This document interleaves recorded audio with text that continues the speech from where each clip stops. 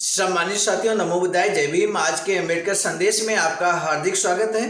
गोलमेज सम्मेलन में बाबा साहब डॉक्टर BR अम्बेडकर ने उप समिति संख्या 6 जो मताधिकार से संबंधित थी 22 दिसंबर 1930 को अपने क्रांतिकारी भाषण में वोट के राइट की बात कहते हुए बाबा साहब क्या कहते हैं, आज के अम्बेडकर संदेश में हम आपके समक्ष रखेंगे। मताधिकार के रास्ते में आने वाली ऐसी कठिनाइयां जो लोग उस समय कहा करते थे कि यदि दलितों को वोट देने का अधिकार दे दिया गया तो फिर ये कठिनाइयां आएंगी। आखिर वो कौन सी कठिनाइयां आने की बात कहते थे? मेरे साथियों, यहाँ पर हम आपको बता दें उन कठिनाइयों और उसके सापेक्ष समाधान बाबा साहब स्वयं बताते हैं। बाबा साहब ने ऐसा अचूक तरीका बताया जो मताधिकार के रास्ते में आने वाली समस्याएं हैं, अड़चने हैं, उनको दूर करने का बाबा साहब का क्रांतिकारी सुझाव, अचूक तरीका आपको जरूर जान लेना चाहिए। साथ ही साथ आज के अम्बेडकर संदेश में आप ये भी जानेंगे, एक समय था जब भारतवर्ष में किसी को भी वोट देने का अधिकार दलितों में नहीं था। आज हम सभी को वोट देने का अधिकार है। हमने अगर 18 वर्ष की उम्र को पूरा कर लिया है तो हम वोट दे सकते हैं। सामान्य साथियों, वोट दे सकते हैं। ये वोट देने का जो राइट मिला, इसके पीछे हमारे महापुरुषों ने बड़ा संघर्ष किया, जिसमें बाबा साहब का योगदान सर्वोपरि है। तो आज के इस अम्बेडकर संदेश में बाबा साहब के मताधिकार के संबंध में दिए गए वक्तव्य को आप जानेंगे और उस वक्तव्य के सहारे आप ये भी समझेंगे कि वास्तव में बाबा साहब के मताधिकार के पक्ष में कितनी मजबूत दलील बाबा साहब ने रखी थी गोलमेज सम्मेलन में। प्रथम गोलमेज सम्मेलन की हम बात कर रहे हैं। आज 22 दिसंबर 1930 को बाबा साहब के द्वारा मताधिकार कमेटी के समक्ष दिया गया भाषण अब हम आपके समक्ष प्रस्तुत करने जा रहे हैं। बाबा साहब डॉक्टर अम्बेडकर संपूर्ण वाङ्मय खंड 5 से पेज नंबर यहाँ पर 64 से लेकर 66 तक बात करेंगे।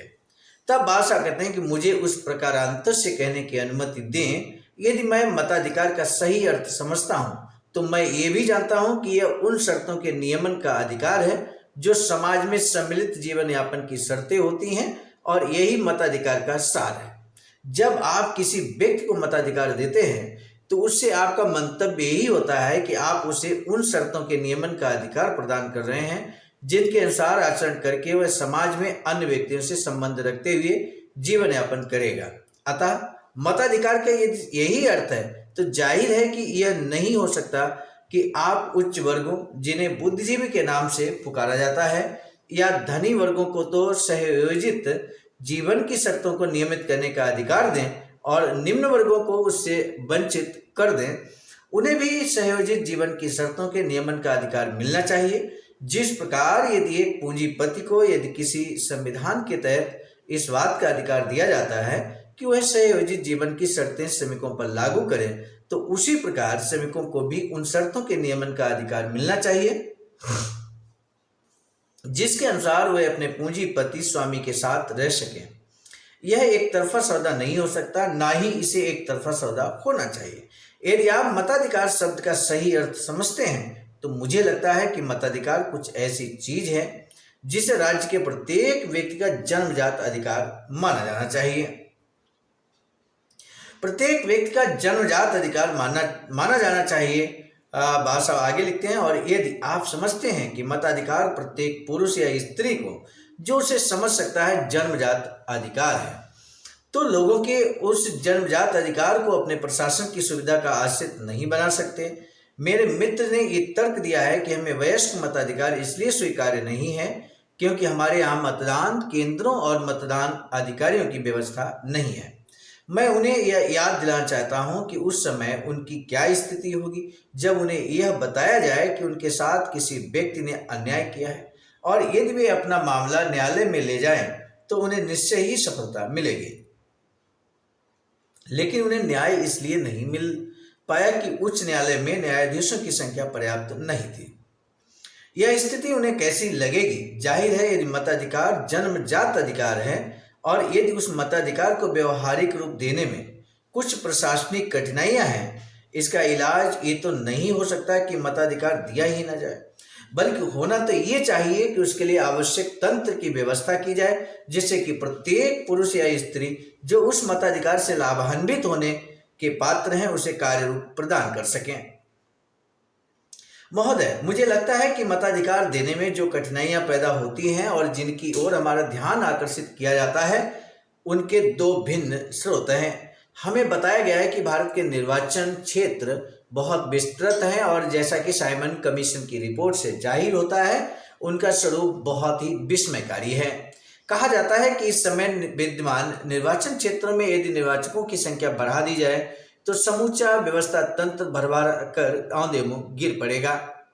मेरा इस सम्मेलन से एक ही निवेदन है कि इस कठिनाई को तो आसानी से दूर किया जा सकता है और मेरी दृष्टि में उसका यही तरीका हो सकता है। मेरे विचार में इस कठिनाई का बड़ा कारण आपकी वर्तमान विधान परिषदों की रचना और संख्या है। वह रचना इतनी ज्यादा सीमित है कि आपके पास इतने बड़े बड़े निर्वाचन क्षेत्र रखने के अलावा कोई विकल्प ही नहीं है। मुझे लगता है कि संख्या की दृष्टि से प्रांतों में विधान मंडलों के सदस्यों की वर्तमान संख्या हास्यास्पद है। तनिक उन आंकड़ों की ओर ध्यान दें। तुलनात्मक दृष्टि से देखा जाए तो मद्रास, बंगाल और संयुक्त प्रांत की जनसंख्या कमोबेश यही है जो फ्रांस, ग्रेट ब्रिटेन और इटली की है। मद्रास की विधान परिषद में 132 सदस्य हैं, बंगाल की विधान परिषद में 140 सदस्य हैं, संयुक्त प्रांत की विधान परिषद में 123 सदस्य हैं। इसके विपरीत फ्रांस के अवर सदन में 626 सदस्य हैं, ग्रेट ब्रिटेन में लगभग 600 से अधिक हैं और इटली में 560 सदस्य हैं। दूसरी ओर मुंबई और पंजाब को लें जो जनसंख्या के मामले में कमोवेश एक जैसे हैं। मुंबई में 114 सदस्य हैं, पंजाब में 94 हैं। मुंबई और पंजाब की जनसंख्या कमोवेश स्पेन के बराबर है। यदि आप स्पेन के अवर सदन को ही लें तो आप देखेंगे कि उनमें 417 सदस्य हैं। मैं जानता हूं कि अब उसका अस्तित्व नहीं है, लेकिन यह दूसरी बात है। यह मामला संविधान का है। फ्रांस में यह मौजूद है जहां इसमें सदस्यों की भारी संख्या है। इसके बाद मध्य प्रांत को ही लें जहां की विधान परिषद में 73 सदस्य हैं। मुझे विदित है कि मध्य प्रांत की जनसंख्या यूगोस्लाविया की जनसंख्या के बराबर है। यूगोस्लाविया में 313 सदस्य हैं, असम में 73 सदस्य हैं, जबकि जनसंख्या में वह पुर्तगाल के बराबर है और पुर्तगाल में 146 सदस्य हैं। अब जाहिर है कि यदि आप लोगों की इतनी भारी संख्या में लोगों को विधान परिषदों में जिनमें सदस्यों की संख्या 140 से अधिक नहीं है भरना चाहेंगे तो इसका यह परिणाम होगा कि आपको बहुत बड़े निर्वाचन क्षेत्र बनाने पड़ेंगे। आप विधान परिषदों में सदस्यों की संख्या बढ़ाने से क्यों डरते हैं? यदि आप उससे न डरें और दूसरे देशों का इस संबंध में अनुसरण करें तो आप निश्चय ही निर्वाचन क्षेत्रों का आकार आसानी से कम कर सकेंगे और ऐसा करके उन कठिनाइयों में से एक पर विजय पा सकेंगे जो वयस्क मताधिकार को लेकर आ खड़ी हुई है।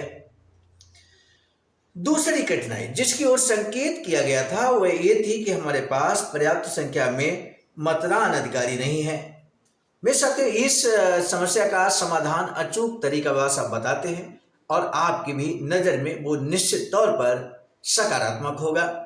तब बादशाह कहते हैं मेरी दृष्टि में ये कठिनाई भी कोई बहुत गंभीर समस्या नहीं है। मेरा ख्याल है कि यदि भारत में जितने भी कॉलेज छात्र हैं उन्हें निर्वाचन विभागों में नौकरी दे दी जाए तो यह कठिनाई बहुत आसानी से दूर की जा सकती है। मेरे विपक्ष में बैठे कुछ मित्र इस पर हंस रहे हैं, लेकिन इसमें हंसने की कोई बात नहीं है। कोई बात मेरी समझ में तो नहीं आती। तब बादशाह कहते हैं मैं जानता हूं और यह एक तथ्य है कि जनगणना के समय कॉलेज और स्कूल के सभी विद्यार्थी गणना करने में जनगणना विभाग की सहायता करते हैं। उदाहरण के लिए यदि चुनाव के दिन यही प्रणाली अपना ली जाए, सभी छात्रों से इस काम में सहायता के लिए कहा जाए और मुझे इसमें लेश मात्र संदेह नहीं है कि वे विभाग की सहायता के लिए आगे आएंगे तो हमें निश्चित रूप से इससे कहीं अधिक मतदान अधिकारी मिल जाएंगे जितनों की ऐसे अवसरों पर आवश्यकता पड़ती है।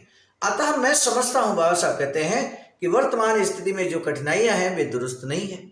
यह मैं विपक्ष में बैठे अपने उन मित्रों को बता रहा हूं जिन्हें इसी कारण से वयस्क मताधिकार पर आपत्ति है। उन्होंने जो रुख अपनाया है वह मुझे कुछ अजीब सा लगता है। जब ब्रिटिश शिष्टमंडल का कोई सदस्य कोई कठिनाई उठाते हुए कहता है कि भारत के रास्ते में अनेक कठिनाइयां हैं और इसलिए भारत को डोमिनियन स्टेट दर्जा या उत्तरदायी सरकार नहीं मिलनी चाहिए, तो जो सज्जन मेरे सामने बैठे हैं उन अंग्रेज महाशय को उन कठिनाइयों को अनुचित लाभ नहीं उठाने देंगे और तत्काल उन्हें झिड़क देंगे। आप हमारे दावों को दबाने के लिए कठिनाइयों की दुहाई क्यों देते हैं? ये ऐसी कठिनाइयां नहीं है कि जिनका सामना न किया जा सके। मैं भी उन महाशय से यही कहना चाहता हूं कि हम जो इस पक्ष में बैठे हैं आपको इस कठिनाई का लाभ नहीं उठाने देंगे। हम तो कहते हैं अगर हमारे हाथों में सत्ता देने के मार्ग में कुछ कठिनाइयां हैं तो भी उनका हल तलाश किया जाए। हम आपको इस स्थिति का अनुचित लाभ कदापि उठाने नहीं देंगे। और ये बात बाबा साहब कहते ही अपने संबोधन को यहाँ पर रोकते हैं। बाबा साहब के संबोधन की शेष भाग को लेकर हम अगले अम्बेडकर संदेश में उपस्थित होते हैं। आज के अम्बेडकर संदेश का महत्वपूर्ण प्रश्न है, मताधिकार मिलने में दो बाधाएं कौन सी हैं? दो ऐसी जटिलताएं हैं, कठिनाइयां हैं जिनका जिक्र आज के अम्बेडकर संदेश में बाबा साहब ने स्वयं किया है। आपको बहुत ही संक्षेप और सारगर्भित तरीके से आपको बताना है कि आखिर वो दो बाधाएं कौन सी हैं जो मताधिकार के आड़े आ रही हैं, और बाबा साहब ने उसका समाधान भी सुझाया है। दोनों ही समस्याओं का समाधान बाबा साहब ने बखूबी बताया है। तो सम्मानित साथियों, आज के अम्बेडकर संदेश के इसी प्रश्न के जवाब का हम बेसब्री से इंतजार करेंगे। आज के अम्बेडकर संदेश को मताधिकार से संबंधित ऐतिहासिक होने की वजह से इसे जन जन तक पहुंचाने के लिए अपने स्तर से आप शेयर अवश्य करेंगे। इसी अनुरोध और निवेदन के साथ दीजिए इजाजत। आप सभी को सादर नमो बुद्धाय, जय भीम। सम्मानित साथियों, हम एक महत्वपूर्ण बात बताना उचित समझते हैं। बाबा साहब की अधूरी इच्छा के अनुरूप एक वैचारिक सेंटर निर्माणाधीन है सारनाथ वाराणसी में, जहां पर 14,000 स्क्वायर फीट जमीन परचेज कर ली गई है ring road green city Faridpur Sarnath में। वैचारिक सेंटर के प्रशासनिक ब्लॉक का निर्माण कार्य कंप्लीट हो चुका है। शानदार बेहतरीन प्रशासनिक ब्लॉक का निर्माण पूर्ण हो चुका है। आगे अब मुख्य भवन को बनाने की बारी हम सबकी है और इस हेतु आप दिए गए अकाउंट नंबर पर अपना अमूल्य योगदान कर सकते हैं। आज का अम्बेडकर संदेश हम लेकर उपस्थित हुए थे मिशन नायक बुद्ध मित्र मुसाफिर सर, राष्ट्रीय अध्यक्ष आवाज का नई दिल्ली की प्रेरणा में। प्रस्तुत करता क्रम मैं स्वयं सर्वजीत आर्य, राष्ट्रीय मीडिया प्रभारी, IIT सेल आवाज का नई दिल्ली। मिलेंगे नए डॉक्टर अम्बेडकर संदेश में, तब तक दीजिए इजाजत। आप सभी को सादर नमो बुद्धाय, जय। सम्मानित साथियों, यदि आप हमारे इस चैनल आवाज का ऑफिशियल, जिस पर नियमित सुबह 5 बजे डॉक्टर अम्बेडकर संदेश आपको मिलता है, आप हमारे इस चैनल को सपोर्ट करना चाहते हैं तो हमारा आपसे निवेदन है कि आप हमारे इस चैनल को सब्सक्राइब कर लें, वीडियो को शेयर, लाइक, कमेंट जरूर करें।